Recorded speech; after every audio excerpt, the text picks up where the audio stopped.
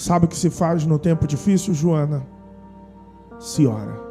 A Bíblia usa uma expressão: entra para o teu quarto, fecha a porta, ora, fala com teu pai, e ele que te vê em secreto te recompensará. Por gentileza, Salmo 116, a partir do verso 1. Diz assim, acompanhe comigo. Amo o Senhor, porque Ele ouve a minha voz e as minhas súplicas. Porque inclinou para mim os seus ouvidos. Invocá-lo-ei enquanto eu viver. Aí no verso 3, eu queria pedir que você grifasse e anotasse o verso 3. Olha o que ele diz. Laços de morte me cercaram, e angústias do inferno se apoderaram de mim. Caí em grande tribulação e tristeza. O verso 4. Então invoquei o nome do Senhor. Ó Senhor, livra minha alma. Compassivo e justo é o Senhor. O nosso Deus é misericordioso. Verso 6. O Senhor vela pelos simples. Achava-me prostrado e Ele me salvou. Volta a minha alma ao teu sossego, pois o Senhor tem sido generoso para contigo. Verso 8. Pois livraste da morte a minha alma, das lágrimas os meus olhos, da queda os meus pés. Esse verso 8, grife também. Verso 9. Andarei na presença do Senhor na terra dos viventes. Eu cria, ainda que disse, estive sobremodo aflito. Eu disse na minha perturbação, todo homem é mentiroso. O verso 12, a gratidão de uma pessoa que sabe o que é ter corrido risco de morrer e está debaixo de uma aflição tensa. Ele diz, que darei ao Senhor por todos os seus benefícios para comigo? Tomarei o cálice da salvação e invocarei o nome do Senhor. O 14. Cumprirei os meus votos ao Senhor na presença de todo o seu povo. Amém? Ezequias, ele é o rei de Judá e ele vivenciou o período em que os assírios se levantou contra as 10 tribos e Israel. Então, quando os assírios se levantaram contra os israelenses, ou os israelitas, tem uma distinção de um para com o outro, mas não é o objeto agora da nossa leitura,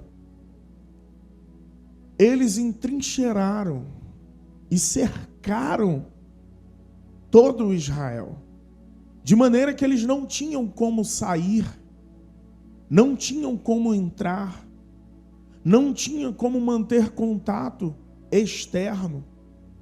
E a sensação que eles tinham era realmente de que iriam morrer. A sensação é de que o inimigo a qualquer momento entraria e destruiria absolutamente tudo. O verso 3 é revelador. Ele diz, laços de morte me cercaram e a angústia do inferno se apoderaram de mim. Caí em grande tribulação e tristeza. Quando ele fala laços de morte, é porque a sensação da morte sobreveio. Todos sabem o significado da tribulação, que é passar por uma trituração. Era quando triturava o trigo. A sensação que Ezequias tinha era de que a morte estava batendo à sua porta e que sua vida estava sendo triturada, pouco a pouco, vendo os inimigos chegando e apertando cada vez mais. No verso 12, quando ele diz: o que darei eu ao Senhor por todos os benefícios? É um momento de uma pessoa que tem gratidão por um grande livramento. Tem um versículo na Bíblia que é muito interessante, que diz que aquela pessoa que muito foi perdoada, essa consegue amar muito. É difícil uma pessoa que não foi muito perdoada consiga amar muito. Só consegue amar muito uma pessoa que sabe o valor do perdão, o valor da salvação. Preste bem atenção, irmãos, porque aqui estamos diante de um rei que escreve um salmo que recebeu da parte de Deus o livramento de morte. Eu não sei quantos aqui já teve a sensação de morte na sua vida. Eu já tive. Houve um momento em que eu vim aqui para Xerém, participei do culto, levei os irmãos em casa, deixei o irmão Romão em casa, lá no Pocilga, e quando eu estava indo embora, os inimigos me cercaram. Foi como laços de morte. O carro parou na minha frente, desceram 4 homens armados, 2 invadiram o meu carro, um tomou a direção, me pôs atrás e eu fiquei com a arma na minha cabeça. A sensação que eu tinha, que qualquer vacilo dele, eu poderia pagar com a minha vida. Se ele escorregasse, se assustasse, qualquer coisa que acontecesse, eu poderia perder a vida naquele momento. Era como laços de morte estivesse ao meu redor. É como se a tribulação batesse a minha porta, Fran. A sensação que eu tinha de que a qualquer momento eu perderia a minha vida foi terrível, irmão Leandro. Quando você passa um desses momentos, está no meio de um tiroteio na comunidade, a sensação de morte é chegado. Quando você está dentro de um ônibus e o ônibus é assaltado. Quando você está dentro de um supermercado e esse supermercado é assaltado. Quando você chega dentro de casa e você percebe, esses dias um irmão teve essa experiência. O Rubens estava na casa, no sítio, no Espírito Santo, e ele acorda na madrugada com um barulho, e quando ele chega na sala, já haviam arrombado a porta e havia 2 homens dentro da casa, 2 ladrões. A sensação da morte e estar dentro de um laço, todas as vezes que você corre risco e perigo de vida, é uma sensação horrorosa. Quem aqui já teve a experiência muito parecida com essa? Quem já teve essa sensação? A sua vida parece estar por um fio. A Lília teve essa experiência também. Quando você vê a sua vida se esvaindo e você perde o controle total, você se sente cercado pelo inimigo. Só te resta uma opção: clamar o Senhor para que salve. Olha o que ele diz no verso 8 que lemos: pois livraste da morte a minha alma, das lágrimas os meus olhos, da queda os meus pés. Quando nos sobrevêm situações similares, a gente perde o controle. Pessoas que por algum problema pessoal, financeiro, não sei, se sente entrincheirado e passa a noite chorando. Eu já tive situações de passar a noite chorando, com a alma angustiada. Sabe o que significa angústia, irmão? A briga pela vida. O teu corpo quer desfalecer, mas a angústia é a luta pela sobrevivência. O teu corpo continua brigando para permanecer firme, mesmo diante de situações que te tritura, que te faz chorar, passar a noite toda chorando, com lágrimas. Sensação de morte é terrível. E o rei Ezequias assim passava, ele viu o seu reino sitiado, seus patrícios sofrendo o mesmo risco que ele estava vivendo. Eu quero ler com vocês, para nós termos uma real noção do que aconteceu. O primeiro foi um entrincheiramento, mas mesmo estando em meio a todos esses percalços que o inimigo sitiou eles, ele passa por mais um grande problema na vida. Você já viu aquela história? Quando tudo está ruim, você descobre que pode piorar um pouco mais? Abre, por gentileza, em 2 Reis, capítulo 20. Diz assim, 2 Reis, capítulo 20, verso 1. Por esse tempo, o rei Ezequias ficou doente e quase morreu. O profeta Isaías, filho de Amós, foi visitá-lo e disse: o Senhor Deus diz, põe as suas coisas em ordem. Numa outra versão diz, põe a sua casa em ordem, porque você não vai sarar. Apronte-se para morrer. Dá uma olhadinha para cá. O inimigo sitiou, cercou a cidade, laços de morte, e agora, além de tudo, Nivaldo, agora o profeta vem até ele e diz: você vai morrer, prepara a tua casa, prepara as tuas coisas, porque você vai morrer. A doença que lhe tomou uma espécie de úlcera ou câncer, e ele recebe do profeta essa profecia de que a vida dele seria ceifada. Lutas por fora e agora tremores por dentro. Uma profecia, uma sentença de morte veio sobre o rei Ezequias. Às vezes estamos passando um tempo tão difícil e a gente não vê saída, Catarina. E para acabar de completar, o profeta vem e traz uma palavra que era uma sentença de morte. Já viveu isso, Almerinda? Tudo está ruim e tu descobre que pode ficar pior? Já viveu isso, Sérgio? As coisas não estão boas e parece que tudo vai dando errado, Fran. Parece que as coisas desencadeiam um tempo de dificuldades e tudo vai somando.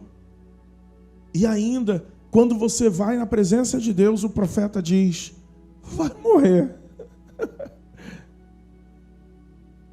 É terrível isso. Mas escute, porque diante de um tempo como este, no verso 2, a Bíblia diz que Ezequias diz assim: então Ezequias virou o rosto para a parede e orou assim. Verso 3.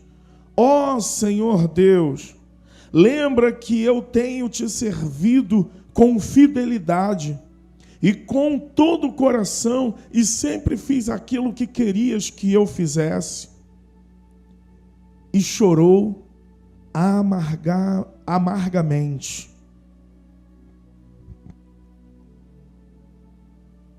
Sabe o que se faz no tempo difícil, Joana? Se ora. A Bíblia usa uma expressão: entra para o teu quarto, fecha a porta, ora, fala com teu pai, e ele que te vê em secreto te recompensará. Seja profeta na vida do teu irmão. Fala para ele: eu não sei o problema que você está vivendo, mas é tempo de você entrar no teu quarto, fechar a porta e orar. Deus te ouvirá. Deixa eu ver quem pode me ajudar aqui. Quem tem cara do rei Ezequias? Ô Sérgio, tu me ajuda? Vem aqui, vem aqui. Sérgio é Ezequias, o rei. O rei Ezequias... Tem uma cadeira aí, Fran? Me empresta esse banquinho ali. Não, pode ser o banquinho da batera. O rei Ezequias, irmãos, está no palácio. Aqui está o rei, no palácio. E tem cara de rei mesmo, né? Está arrumadão, bonitão, cheiroso. Oh, glória. Parabéns, Flaviane, ótima escolha. Me ajuda aqui. Vou tirar aqui um pouquinho. Pode ficar aí, senta aí, rei. Tu é o rei. Você é o rei agora. Você agora é o rei. O rei estava no seu palácio e os inimigos cercaram ele, está entrincheirado. Não tem para onde ir, irmã Ana Angélica. Você sabia que de vez em quando Deus nos deixa em situações que nós não temos o que fazer? É um momento que Deus te deixa vulnerável para acontecer, sabe o quê? Para que você fique na dependência total e exclusiva de Deus. Quando nós estamos muito cheios de nós, o rei Ezequias estava assim, cheio de si. E aí começam os inimigos sitiando, e depois vem uma enfermidade, e o rei está lá. E aí deixa eu ver quem tem cara de profeta. O Felipe foi até sentar lá atrás. Irmão Leandro, pode me ajudar? Você tem cara de profeta, irmão Leandro. O profeta deveria já ser de uma certa idade. Cara, mas esse profeta aqui está firme, olha lá, Fran. Está andando bem. Sabe o que acontece? A Bíblia diz que Deus toca no profeta e manda o profeta ir até o rei. E aí o profeta se aproxima do rei, aponta o dedo e diz assim: Ezequias, se prepare, arruma a tua casa, porque tu vai morrer. Não. O profeta está rindo. É ele que vai morrer, não é você, né? E aí o profeta deu o recado. Pode ir. E o profeta, aqui comigo. Toda vez, irmão Leandro, que o profeta aparece, algo está para acontecer. Em momento algum, um profeta apareceu para que nada acontecesse, Fran. Todas as vezes que o profeta entra em cena, destino de alguém está sendo alterado. Porque o profeta, ele tem uma palavra como sentença. É bom que você atente para os profetas desta geração. Por quê? A Bíblia diz: crede no Senhor seu Deus e sereis salvos. Crede nos seus profetas e prosperareis. A palavra de um profeta é como sentença. Se eu fosse você, eu ouviria os profetas que Deus constituiu nesta terra sobre a sua vida. E o profeta entrega o recado e vai embora. E o profeta está indo embora. Está indo embora, irmão. Não, tu deu uma sentença de morte, vai. Aí o profeta está indo embora. A Bíblia diz que o profeta está indo embora. Aí tu vai descendo a escada devagarzinho, irmão. Quando o rei não fica rindo, varão. O rei chora. O rei chora porque recebeu uma sentença de morte. Devagarzinho. A Bíblia diz que nesse lapso temporal em que o profeta entrega a revelação de que ele vai morrer, ele não é bobo nem nada. Sabe o que ele faz? Ele vem para a parede, se ajoelha e começa a orar. Levanta os braços orando, varão. Aí a Bíblia diz que ele começa a orar. Olha o que o texto bíblico diz, por gentileza. Leia comigo no versículo 4. Diz assim.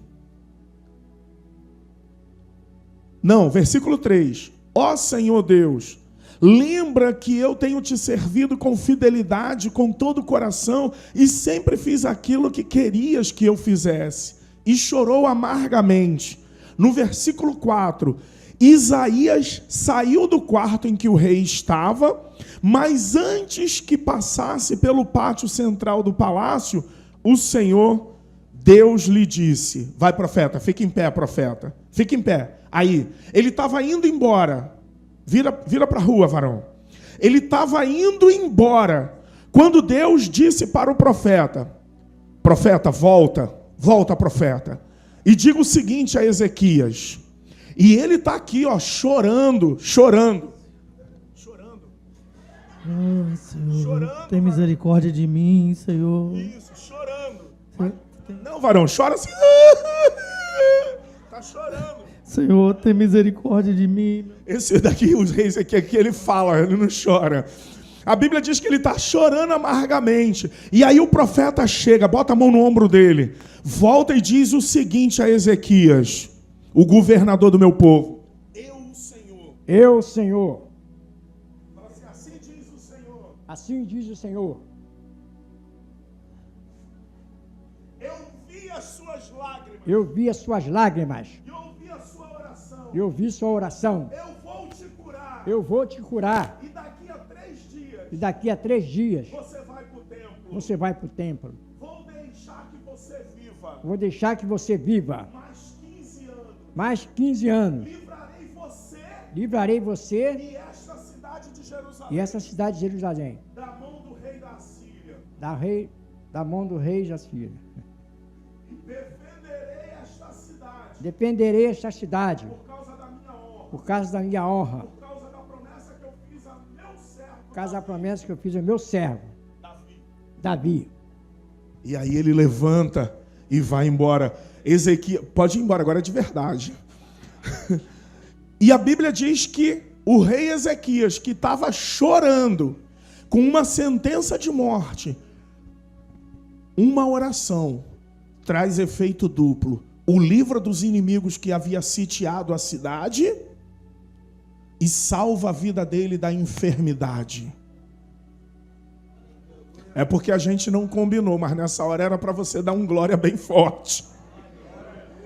Era para você dar um aleluia. Obrigado, Fran. Obrigado, Sérgio. Você pode aplaudir o Senhor pela vida do Sérgio e do irmão Leandro? Irmãos, uma oração sincera e verdadeira muda o destino de um rei e de uma nação. Eu não sei o que de repente tem te causado receio e está em laços de morte, ou numa tribulação. Mas uma coisa eu posso te falar: a tua oração pode mudar o curso da tua história, pode mudar o teu destino. Estamos no início de 2025 e é tempo de nós orarmos, é tempo de nós lamentarmos, chorarmos pelos nossos pecados, pelos pecados da nossa geração, pelos pecados dos nossos filhos, pelos nossos pecados. É tempo de nós lamentarmos pelos destinos que deixamos a nossa nação seguir, nosso bairro, nosso município, a nossa família. A Bíblia diz que Ezequias virou a cara para a parede quando ele recebeu a sentença de morte e começou a clamar a Deus. E ele chorou, Orlando, amargamente. Uma pessoa que chora amargamente, ela está sentindo o peso do seu erro.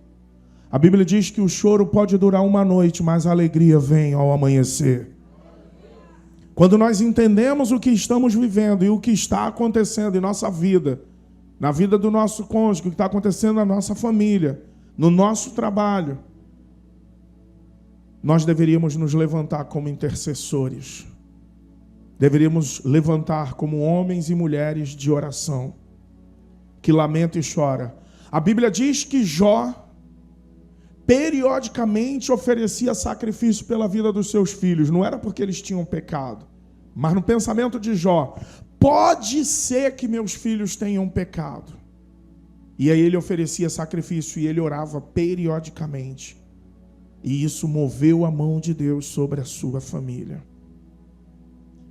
Estamos vivendo dias, irmãos, que nós precisamos nos levantar como homens e mulheres que oram, que buscam a face de Deus, que muda a sorte de muitas outras pessoas. É curioso, porque depois que ele ora, se arrepende, se quebranta e chora, a Bíblia diz que Deus dá vitória contra os inimigos que tinham sitiado a cidade, e ele recebe uma revogação daquela sentença. Agora a Bíblia diz que ele é acrescentado, que Deus lhe acrescenta mais 15 anos de vida.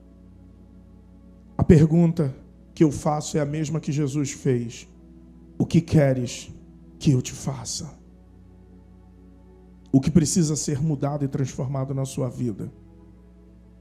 Qual a sentença que você recebeu? Como Deus pode transformar a sua vida? E eu quero que você entenda: só tem uma coisa que mexe com o coração de Deus: um coração contrito e quebrantado. O Senhor não despreza. coração altivo, arrogante, orgulhoso. Uma vez eu vi um irmão que ele não sabia o que estava falando. Ele disse para mim: pastor, nós podemos exigir de Deus. Pastor, nós podemos demandar que a nossa vida mude, que Deus nos abençoe. Eu olhei para ele e falei: meu irmão, que bolacha é você na fila do pão? Que pão é você aí? Que bolachinha é você do seu pacotezinho aí, meu filho? Já ouviu que tem pessoas que oram: se eu tenho crédito contigo, Senhor? Meu Deus, essa pessoa não sabe quem ela é. Ela não sabe quem ela é. Hoje de manhã, fazíamos a leitura do calendário, eu estava dizendo para os irmãos: nós, na essência, somos maus. Quando Deus pega Jacó e transforma o seu nome em Israel, é assim que Deus quer fazer. O nome Israel significa príncipe de Deus, ou valente de Deus, ou príncipe de Deus. Jacó é conhecido pela história por causa da sua atitude. O pessoal diz que ele era enganador, não é isso? Então, Deus, quando nos pega, porque quando Deus mudou o nome de Jacó, ele estava indo para Betel, porque estava fugindo, que seus filhos aprontaram. Em Betel, que significa casa de Deus, na casa de Deus, Deus nos transforma de Jacó em Israel. Nos transforma de enganador em príncipe. Precisamos ser transformados em Betel, na casa de Deus, irmãos. Precisamos entender quem nós somos. Somos maus. Nós somos maus, somos pecadores. Somos falhos, errantes. Mas se o meu povo, que se chama pelo meu nome, se humilhar, confessar os seus pecados e buscar o Senhor de todo o seu coração, Ele vai ouvir dos céus e vai sarar a sua terra. Sabe por que nossas vidas às vezes entram nessas situações, como aconteceu com Ezequias? Porque nós não sabemos quem somos, achamos que somos muito importantes diante de Deus. Achamos que nós somos especiais. A Bíblia diz: louco, essa noite ainda pedirão a tua alma, e o que tu tens para quem será? Às vezes nos esquecemos de onde saímos. Às vezes nos esquecemos quem somos nós. Será que vai ser preciso Deus deixar os inimigos nos entrincheirar, ou uma enfermidade para a morte vir, para que a gente se volte totalmente para o Senhor?